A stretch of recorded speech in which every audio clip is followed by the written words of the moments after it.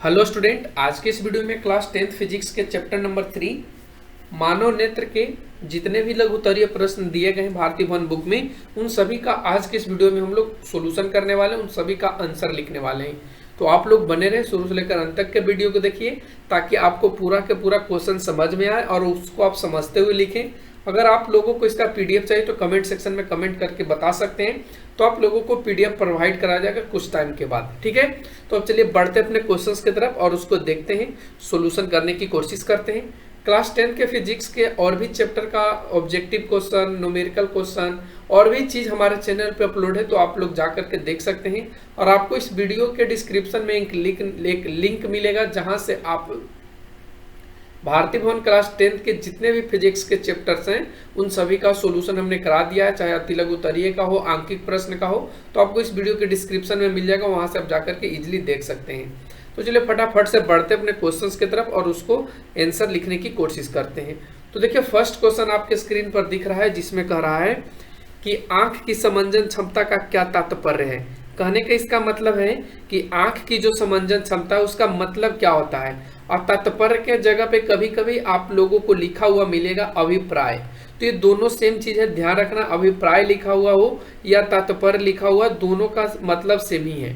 ठीक है, तो यहाँ पे इसका उत्तर हो जाएगा कि एक स्वस्थ मानव नेत्र दूर स्थित वस्तुओं अथवा निकट स्थित वस्तुओं को अपने नेत्र लेंस की फोकस दूरी को समायोजित करके आसानी से स्पष्ट रूप से देखता है। तो मानव नेत्र की स्पष्ट रूप से देखने की जो यह क्षमता है उसी को हम लोग समंजन क्षमता कहते हैं। तो इस तरीके से आपको आंसर लिखना है, ना कि डायरेक्टली लिख देना है कि आंख की वह क्षमता जो किसी वस्तु को समायोजित करके या उसके दूरी को समायोजित करके खुद ब खुद देख लेती है, उस चीज को हम लोग समंजन क्षमता कहते हैं। ऐसे आप लिखेंगे तो नंबर नहीं मिलेगा, क्योंकि आपको अच्छे तरीके से ढंग से लिखना है, जिसमें आपको निकट स्थित वस्तु और दूर स्थित वस्तु दोनों को यहाँ पे दर्शाना है। ठीक है, तो इस तरीके से आप लोग लिखेंगे। अगला क्वेश्चन पे आते हैं, क्वेश्चन नंबर 2 इसी का कहता है नेत्र अपने अंदर आने वाले प्रकाश की मात्रा को किस प्रकार नियंत्रित करता है। मात्रा के जगह पे आपको और कुछ भी लिखा हुआ मिल सकता है कि नेत्र अपने अंदर आने वाले प्रकाश की जो मात्रा है, या कह सकते हैं प्रकाश की जो किरण है उसको किस प्रकार नियंत्रित करता है। मात्रा की जगह पे किरण भी आपसे लिखा जा सकता है, पूछा जा सकता है, तो आप लोग ध्यान रखेंगे। तो इस प्रश्न का राइट आंसर हो जाएगा कि नेत्र अपने अंदर आने वाले प्रकाश की मात्रा को परितारिका, जिसको आइरिस के नाम से जानते हैं, की सहायता से वो नियंत्रित करती है, उसी के माध्यम से वो रोक ठोक करती है। कैसे करती है, तो देखिए इसमें हमने लिखा भी है कि जब प्रकाश की किरण नेत्र में प्रवेश करती है तो वह स्वतः सिकुड़ जाती है। यानी ये अगर आपका आंख है और इस आंख में अगर इधर से प्रकाश की किरण जा रही है, तो ये जो परितारिका है या पुतली है, ये क्या होता है, ये सिकुड़ जाता है। कब, जब नेत्र में प्रवेश करता है प्रकाश की किरण, और जब अंधेरा होता है तो वह स्वतः फैल जाती है। यानी इसकी जो साइज है वो इंक्रीज और डिक्रीज, घटते और बढ़ते रहती है लाइट के अकॉर्डिंग। और इस प्रकार प्रकाश का नियंत्रण मानव नेत्र में होता है, और इस तरीके से जो प्रकाश की मात्रा है हम लोगों के आंख में उसको नियंत्रित किया जाता है, कंट्रोल किया जाता है। तो उम्मीद करते हैं क्वेश्चन नंबर 2 भी आप लोगों को समझ में आ गया होगा और इसका आप लोग आंसर भी लिख पाए होंगे। अब बढ़ते हैं आगे के क्वेश्चन, क्वेश्चन नंबर 3। इसका उत्तर पहले ही आप लोगों को दिख गया होगा। देखिए इसमें कहता है कि निकट दृष्टिता क्या है, इसे दूर करने के लिए हम किस प्रकार के लेंस की व्यवहार में लाते हैं या किस प्रकार के लेंस का उपयोग करते हैं। तो उत्तर में हमने लिखा है कि निकट दृष्टिता एक प्रकार का नेत्र रोग है जिसमें व्यक्ति को निकट रखी वस्तुओं को स्पष्ट देख सकता है, परंतु इसमें दूर रखी वस्तुओं को वह सुस्पष्ट नहीं देख पाता है। उसी को हम लोग निकट दृष्टिता दोष कहते हैं। ठीक है, और इस दोष को दूर करने के लिए हम लोग अवतल लेंस के बने जो चश्मा है उसका उपयोग करते हैं, ताकि हम लोगों को वस्तु साफ साफ, चाहे वो नजदीक हो चाहे वो दूर हो, अच्छे से दिखाई दे। तो यहाँ पे अब अवतल लेंस, और आप लोग कमेंट सेक्शन में बताएंगे कि अवतल लेंस का दूसरा नाम क्या है। आप लोग कमेंट सेक्शन में बताएंगे कि अवतल लेंस का दूसरा नाम क्या है। अब बढ़ते क्वेश्चन नंबर 4 पे, जिसमें कहता है कि यदि हम तीव्र प्रकाश से किसी कम प्रकाश वाले कमरे में जाएं तो वहां वस्तुओं को स्पष्ट देखने में कुछ समय लगता है, कुछ टाइम लगता है। क्यों टाइम लगता है, ये क्वेश्चन आपसे पूछा है। तो देखिए उत्तर में हमने लिखा है कि जब तीव्र प्रकाश नेत्र में प्रवेश करती है तो पुतली स्वतः सिकुड़ जाती है, और जब नेत्र कम प्रकाश वाले कमरे में प्रवेश करती है तो वह स्वतः फैल जाती है। और इस घटना के घटने में लगने वाले समय के कारण ही वस्तु है जो कुछ समय के बाद दिखाई देता है। यानी सिकुड़ने और फैलने में जो भी टाइम लगता है तो उस टाइम को मैनेज करने में ही वस्तु को कुछ देर के बाद देखा जाता है। आप लोग ऐसा इस चीज को देखे भी होंगे, जब आप अंधेरे कमरे से लाइट वाले क्षेत्र में आते हैं तो आपको कुछ समय के लिए धुंधला दिखाई देता है या आंख आपको देखने की स्थिति में नहीं होता है। वो इसी के कारण ऐसा होता है, जैसा कि आप लोगों को हमने यहाँ पे बताया है। अब पढ़ते आगे के क्वेश्चन नंबर देखिए 5 कहता है कि सामान्य नेत्र कहने का मतलब आम आदमी का आंख, ठीक है, 25 सेंटीमीटर से निकट रखी वस्तुओं को स्पष्ट क्यों नहीं देख पाता है, ये क्वेश्चन आपसे पूछा है। तो इस प्रश्न का राइट आंसर होगा कि मानव नेत्र की सिलियरी पेशियां उतनी नहीं खींच पाती है जितनी कि 25 सेंटीमीटर से निकट रखी वस्तु को स्पष्ट देखने के लिए आवश्यक हो। यानी मानव नेत्र का जो सिलियरी पेशियां हैं वो 25 सेंटीमीटर से कम नहीं खींच पाती है या 25 सेंटीमीटर से कम वो नहीं मुड़ पाती है। इसी के कारण 25 सेंटीमीटर तक के वस्तु को देख पाते हैं और 25 सेंटीमीटर से कम हो तो हम लोग उसको स्पष्ट रूप से नहीं देख पाते हैं, यही रीजन है। ठीक है, तो आपको क्वेश्चन नंबर 5 भी क्लियर हो गया होगा। अब बढ़ते क्वेश्चन नंबर 6 जिसमें कहता है कि दृष्टि दोष क्या है, यह कितने प्रकार का होता है। तो चलिए इस प्रश्न का भी उत्तर जानते हैं। उत्तर में हमने लिखा है नेत्र का वह दोष जिसमें नेत्र बहुत दूर स्थित या निकट स्थित वस्तुओं का स्पष्ट प्रतिबिंब रेटिना पर बनाने की क्षमता खो देता है, उसी को हम लोग दृष्टि दोष कहते हैं। दृष्टि दोष कब कहेंगे, जब कोई दूर स्थित वस्तु है और कोई निकट स्थित वस्तु है, उसका प्रतिबिंब वो रेटिना पे नहीं बना पा रहा है, तो इस कंडीशन में हम लोग कहेंगे कि वो जो आंख है वो दृष्टि दोष में है, उसमें दृष्टि दोष है या वो खराब हो चुका है। ठीक है, उसमें दोष आ गया है। और ये जो प्रकार होते हैं ये मुख्यतः 4 प्रकार से होते हैं। कहीं कहीं इनका 3 ही दिखाया जाता है जिनमें अबिंदुकता को हटा लिया जाता है, लेकिन हमने यहाँ पे 4 दिखाया है। आप लोगों को जैसे लिखना है वैसे लिख सकते हैं। तो निकट दृष्टि दोष हो गया फर्स्ट में। सेकंड में दीर्घ दृष्टि दोष, इसको दूर दृष्टि दोष भी कहा जाता है। और उसके बाद जरा दृष्टि दोष, और लास्ट में जो नंबर 4 है वो अबिंदुकता है। आप 3 भी लिख सकते हैं तो कोई दिक्कत नहीं, लेकिन ये 4 होते अबिंदुकता को लेकर के। ठीक है, तो ध्यान रखना। अगला क्वेश्चन आता है कि नेत्र में 2 मुख्य दोषों के नाम लिखे। नेत्र के अंदर 2 होने वाले जो मुख्य दोष हैं उनमें से 2 का नाम लिखना है। इनके उपचार के लिए आप किस प्रकार के लेंस उपयोग में करेंगे या व्यवहार में लाएंगे, ये भी आपसे क्वेश्चन में पूछा है। तो देखिए उत्तर में मैंने लिखा है कि नेत्र के 2 मुख्य दोष निम्न हैं, जिनमें एक आपका निकट दृष्टि दोष है और सेकंड आपका दूर दृष्टि दोष है। अब निकट दृष्टि दोष क्या होता है, तो आपको ऊपर में हम बता चुके हैं, यानी ये सब क्वेश्चन से पहले ही हम बता चुके हैं कि निकट के वस्तु को वो देख सकता है लेकिन दूर के वस्तु को नहीं देख पाता है, और दूर वाला दूर को देख सकता है, निकट को नहीं देख सकता है। तो यही चीज निकट दृष्टि और दूर दृष्टि दोष में होता है।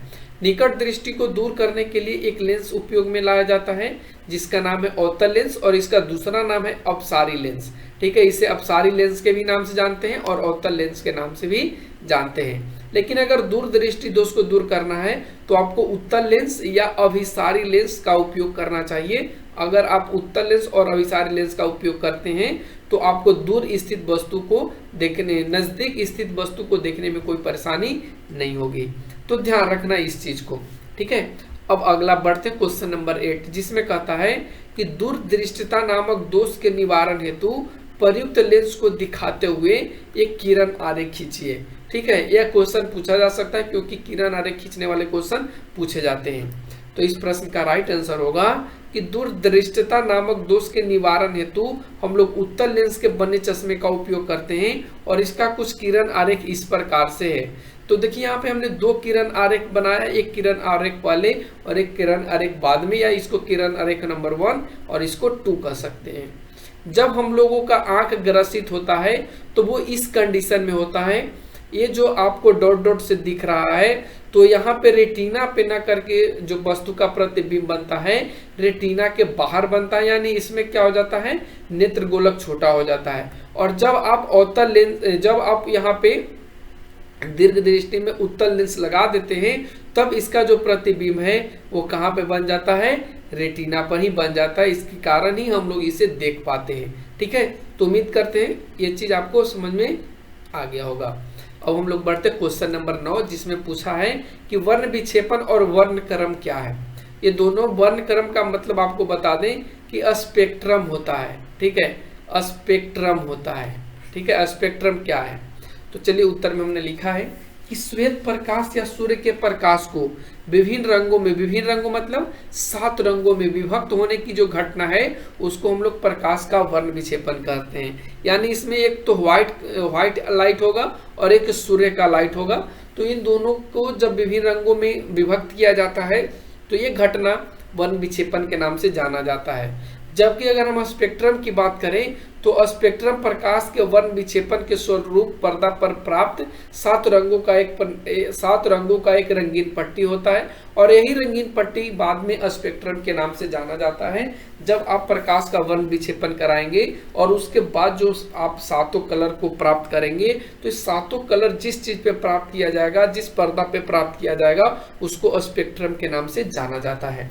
तो क्वेश्चन नंबर 9 भी कंप्लीट हो गया। अब हम लोग क्वेश्चन नंबर 10 बढ़ते हैं, जिसमें कहता है कि तारे क्यों टिमटिमाते हैं, और इस प्रश्न को आपको समझाना भी है।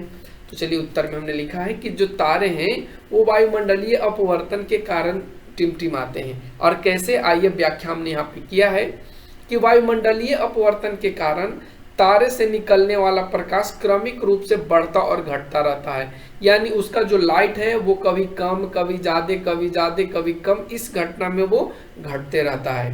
आंख तक पहुंचने वाली तारे से निकलने वाला प्रकाश बढ़ता है तो तारा चमकीला प्रतीत होता है। यानी जहां से लाइट निकलता है वहां से अगर प्रकाश तेजी से निकल रहा है या बढ़ रहा है तो अब हम देख पाते हैं कि वो ज्यादा चमकीला है। लेकिन जब वही तारे का प्रकाश घटता है तो वो धुंधला दिखाई देने लगता है, वो ढंग का दिखाई नहीं देने लगता है। और इस तरह बार बार तारे का चमकीला या धुंधला दिखाई देना ही तारे का टिमटिमाना कहलाता है। यानी कहने का इसका मतलब है कि जब आप देखते हैं तो चाहे वो धुंधला दिखाई दे चाहे वो चमकीला दिखाई दे, ये दोनों कंडीशन में जो घटने वाली घटना है उन्हीं को हम लोग तारे का टिमटिमाना के नाम से जानते हैं। तो क्वेश्चन नंबर 10 यहाँ पे आपका कंप्लीट होता है। अब हम लोग क्वेश्चन नंबर 11 पे आते हैं, जिसमें कहता है कि ग्रह और चंद्रमा और ग्रह टिमटिमाते प्रतीत नहीं होते क्यों। ये आपसे पूछा है कि चंद्रमा और ग्रह टिमटिमाते प्रतीत नहीं होते हैं क्यों। तो देखिए उत्तर में हमने लिखा है कि तारों की तुलना में चंद्रमा, देखिए चंद्रमा की जगह पे खाली ग्रह भी पूछा जा सकता है कि ग्रह टिमटिमाते प्रतीत नहीं होते क्यों। तो आप चंद्रमा को यहाँ से हटा के सिर्फ ग्रह को ही लिखेंगे। तो तारों की तुलना में चंद्रमा और ग्रह पृथ्वी के काफी नजदीक है, इसलिए तारों की अपेक्षा चंद्रमा या ग्रह बड़ा मालूम पड़ता है। अर्थात चंद्रमा या ग्रह से प्राप्त होने वाले प्रकाश की तीव्रता अधिक होती है। यदि ग्रह को बिंदु साइज के अनेक प्रकाश स्रोतों का संग्रह मान लिया जाए तो सभी बिंदु साइज के प्रकाश स्रोतों से हमारे आंखों में प्रवेश करने वाले प्रकाश की मात्रा के कुल परिवर्तन का औसत शून्य हो जाएगा। और इस कंडीशन में जो चंद्रमा और ग्रह है वो आपको टिमटिमाते हुए दिखाई नहीं देगा। इसका और भी कारण है, जैसे कि हम आपसे बात करें तो जो उच्च ताप है, उच्च दाब है, तो इन सारे चीजों से भी यहाँ पे इसको दिक्कत होता है, जिसके कारण ये टिमटिमाता हुआ प्रतीत नहीं होता है। ठीक है, ऐसे आपको लिखना था। अगला क्वेश्चन आता है 12 नंबर की सूर्योदय के समय सूर्य रक्तताप क्यों प्रतीत होता है। ये क्वेश्चन आपसे पूछा है। रक्तताप के मतलब, कहने का मतलब खून की तरह लाल क्यों दिखता है, खून की तरह लाल क्यों दिखता है, एक क्वेश्चन आपसे पूछा गया है। देखिए उत्तर में हमने लिखा है कि सूर्योदय के समय सूर्य क्षितिज के समीप रहता है। क्षितिज कहने का मतलब एकदम हॉरिजॉन्टल लाइन में रहता है, अर्थात काफी दूर स्थित रहता है।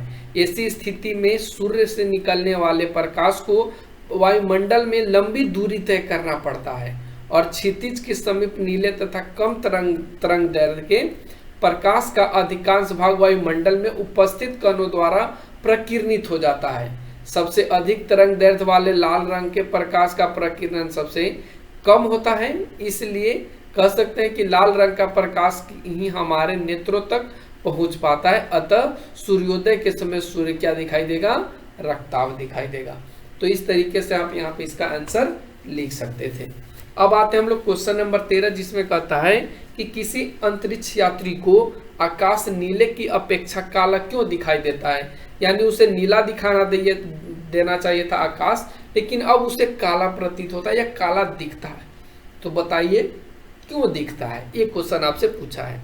तो उत्तर में हमने लिखा है कि अंतरिक्ष में कोई उपस्थित नहीं है। कोई उपस्थित कहने का मतलब वहां पे कोई जीव जंतु व्यक्ति इंसान नहीं रहता है, अर्थात वहां कोई वायुमंडल भी नहीं है। जब वहां पे सारे चीज रहेंगे ही नहीं तो वायुमंडल आएगा कहाँ से? इसलिए वहां प्रकाश का प्रकीर्णन नहीं होता। वहां पे क्या नहीं होता है? तो प्रकाश का प्रकीर्णन नहीं होता है, और प्रकीर्णन नहीं होने के कारण आकाश काला दिखता है। परिवर्तन नहीं होने के कारण ही जो आकाश का रंग है वो हम लोगों को काला दिखाई देता है। आगे के क्वेश्चन पे बढ़ते हैं। अगला जो हम लोगों का क्वेश्चन आता है क्वेश्चन नंबर 14। देखिए क्वेश्चन नंबर 14 में क्या कहता है यहाँ पे कि इंद्रधनुष की व्याख्या करें और प्रकाश के वर्ण विक्षेपण से आप क्या समझते हैं ये आपको बताना है। तो चलिए, हमने लिखा है कि वायुमंडल में उपस्थित वर्षा की बूंदों के द्वारा प्रकाश के अपवर्तन तथा पूर्ण आंतरिक परावर्तन के पश्चात विक्षेपित होने से इंद्रधनुष का निर्माण होता है। देखिए यहाँ से आपको ऑब्जेक्टिव क्वेश्चन भी बन सकता है कि इंद्रधनुष का बनना किस प्रक्रिया को दर्शाता है। तो आप लोग यहाँ से ध्यान रखना कि ये प्रकाश के अपवर्तन तथा पूर्ण आंतरिक परावर्तन के पश्चात बनता है। ध्यान रखना, प्रकाश के अपवर्तन तथा पूर्ण आंतरिक परावर्तन के पश्चात ही इंद्रधनुष बनता है। और ये भी आपसे पूछा जा सकता है कि ये विक्षेपण से बनता है या संयोजन से बनता है या किस चीज से। तो आप लोग ध्यान रखना, ये विक्षेपित होने से बनता है, विक्षेपण होने से बनता है। अब इसके बारे में और भी चीज जान लें। प्रकाश के अपवर्तन, पूर्ण आंतरिक परावर्तन तथा विक्षेपण के संयुक्त प्रभाव के कारण ही इंद्रधनुष का निर्माण होता है। इंद्रधनुष जो होगा वो सदैव सूर्य के विपरीत दिशा में होगा, यानी सूर्य पूरब में होगा तो उस टाइम वो पश्चिम में उगेगा। अगर पश्चिम में अगर सूर्य है तो इंद्रधनुष आपको पूरब में दिखाई देगा। हमेशा वो ओपोजिट दिशा में ही दिखाई देता है, और ये जो दिखाई देता है वो वृत्त के चाप के रूप में दिखाई देता है। यानी इस कंडीशन में वो दिखाई देता है एक चाप के रूप में, वो या अर्धवृत्त कह सकते हैं, वो इस तरीके से वो दिखाई देता है इंद्रधनुष। ठीक है, अब इसके और भी पॉइंट्स है जिसमें कहता है कि हवा में निलंबित जल की सूक्ष्म बूंदों पर सूर्य का प्रकाश आपतित होता है तो ये बूंद उस पर अपवर्तित कर देती हैं। अपवर्तित प्रकाश की किरण विक्षेपण के कारण अपने अवयवी 7 रंगों में बंट जाता है, और यही 7 रंग में बंटने की जो क्रिया है उसको वर्ण विक्षेपण कहा गया है। तो आप समझ पाएंगे कि वर्ण विक्षेपण क्या है। तो श्वेत प्रकाश के 7 रंगों में विभक्त होने की घटना को ही हम लोग वर्ण विक्षेपण कहते हैं। ठीक है, तो आप वैसे भी लिख सकते हैं, लेकिन आप इसके अकॉर्डिंग लिखेंगे तो ज्यादा आंसर मिलेगा, क्योंकि आपको इंद्रधनुष के अकॉर्डिंग लिखने को कहा गया है। ठीक है, तो आप इंद्रधनुष के अकॉर्डिंग ही लिखिएगा। अगला क्वेश्चन आता है क्वेश्चन नंबर 15, जिसमें कहता है कि रेलवे के सिग्नल का प्रकाश लाल रंग का ही क्यों होता है। तो देखिए, रेलवे का सिग्नल का ही नहीं, जो खतरे का निशान होता है वो सभी लाल रंग के द्वारा ही बनाया जाता है। तो क्यों लाल रंग के द्वारा बनाया जाता है ये आपसे क्वेश्चन में पूछा गया है। अगर यहाँ पे रेलवे की जगह पे आपसे पूछ ले कि खतरे का निशान लाल रंग का ही क्यों बनाया जाता है, एक क्वेश्चन आपसे पूछ लिया जाए, तो दोनों का आंसर सेम ही होगा, चाहे खतरे का हो चाहे रेलवे का हो, दोनों सेम ही चीज होगा। देखिए उत्तर में हमने लिखा है कि प्रकाश के प्रकीर्णन के कारण रेलवे के सिग्नल लाल रंग के होते हैं। किस चीज के कारण? ऑब्जेक्टिव भी क्वेश्चन पूछा जा सकता है कि रेलवे के सिग्नल लाल रंग के क्यों होते हैं। ऑप्शन ए में दिल रहेगा प्रकाश के अपवर्तन के कारण, प्रकाश के परावर्तन के कारण, प्रकाश के प्रकीर्णन के कारण। तो आप वहां पे प्रकाश के प्रकीर्णन को ही आंसर चूज करेंगे। ठीक है, क्योंकि हम जानते हैं कि जिस रंग के प्रकाश जिस रंग के प्रकाश तरंग दैर्ध्य जितनी ही अधिक होता है उसका प्रकीर्णन उतना ही कम होता है। यानी जो भी प्रकाश है उसका अगर तरंग दैर्ध्य कम होता है तो वो उसे हम लोग क्या कहते हैं, ज़्यादा मतलब गाढ़े रंग कर सकते हैं, या कह सकते हैं कि उसका उपयोग हम लोग रेलवे सिग्नल में या खतरे के निशान में करते हैं। और ऐसा चीज़ आपको लाल रंग में देखने को मिलेगा कि उसका जो तरंग दैर्ध्य है वो बहुत अधिक होता है, और बहुत अधिक होने के कारण उसका जो प्रकीर्णन है बहुत कम होता है। यहाँ पे लिखे भी हैं कि चूंकि लाल रंग के प्रकाश का तरंग दैर्ध्य सबसे अधिक होता है इसलिए लाल रंग का प्रकीर्णन भी सबसे कम होता है। अर्थात लंबी दूरी से दिखने वाले रंग में लाल रंग का ही उपयोग होता है, क्योंकि अन्य सभी रंग शीघ्र ही प्रकीर्णित हो जाते हैं। यानी सभी आपको अच्छे से नहीं दिखाई देंगे, लेकिन लाल ही एक ऐसा रंग है जिसमें तरंग दैर्ध्य अधिक होता है, और अधिक होने के कारण वो प्रकीर्णित कम होता है, और प्रकीर्णित कम होने के कारण हम लोगों को स्पष्ट रूप से दिखाई पड़ जाता है वहाँ पे खतरा है। ठीक है, अतः रेलवे के सिग्नल में इसी कारण लाल होते हैं। अतः रेलवे के सिग्नल इसी कारण क्या होते हैं, रेड होते हैं। रेलवे के सिग्नल सिर्फ नहीं और भी जो खतरे का निशान है उसमें हम लोग लाल रंग का ही इस्तेमाल करते हैं। अगला क्वेश्चन आता है 16 नंबर। 16 नंबर क्वेश्चन कहता है कि जब श्वेत प्रकाश एक प्रिज्म से होकर गुजरता है तब इसके अवयव किसी सफेद पर्दे या दीवार पर भिन्न स्थानों पर दिखाई पड़ते हैं। क्यों दिखाई पड़ते हैं? तो देखिए उत्तर में हमने लिखा है कि जब श्वेत प्रकाश एक प्रिज्म से होकर गुजरता है तब इसके अवयव किसी सफेद पर्दे या दीवार पर भिन्न स्थानों पर दिखाई इसलिए पड़ते हैं कि श्वेत जो प्रकाश होता है वो 7 रंगों का मिश्रण होता है, मिक्सचर होता है 7 रंगों का।